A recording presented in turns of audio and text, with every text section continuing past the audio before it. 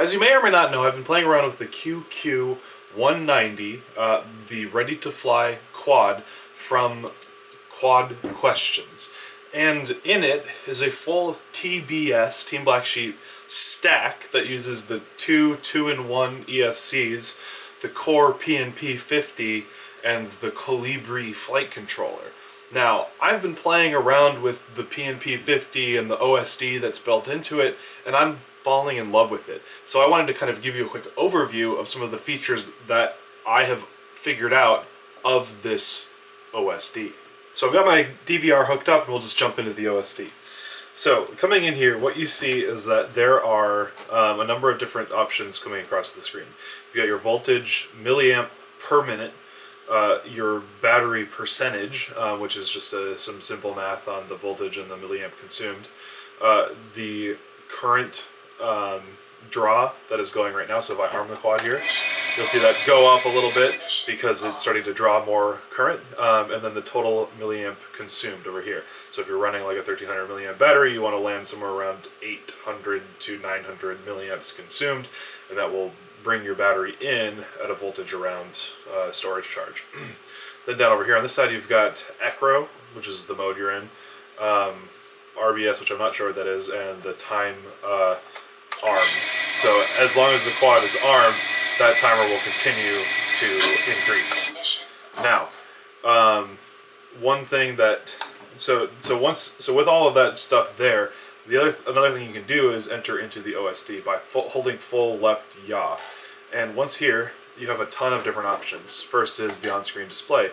You can change the units, the speed, distance, altitude. That's assuming you have obviously a GPS enabled, RSSI for if you have fed your RSSI into your flight controller so that you can read information back to the OSD.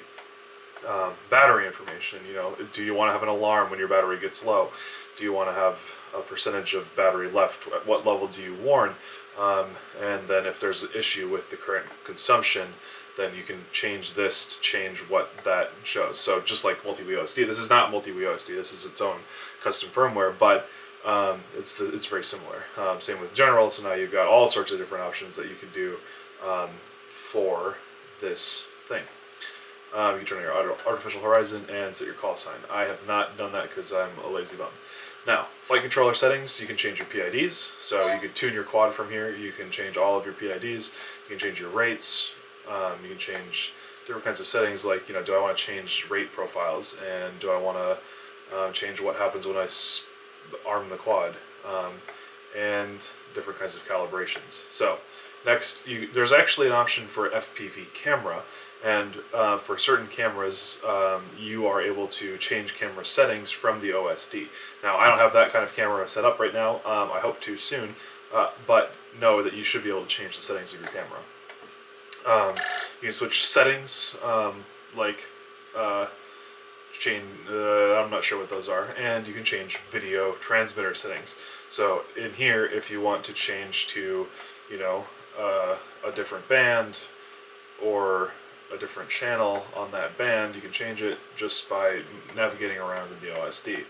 In addition, you can bump it up to 825. This is the TBS Unify, stackable.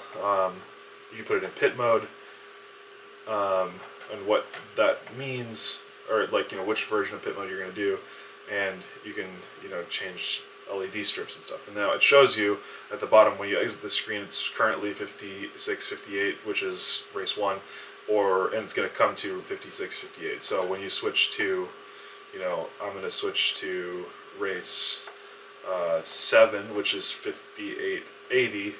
Now the new frequency is going to be 58, 80. But I don't want to do that because then we'll lose connection here.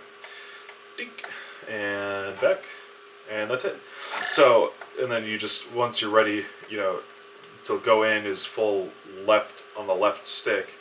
To exit is to go left on the right stick when you're in that screen, and you're out of your OSD.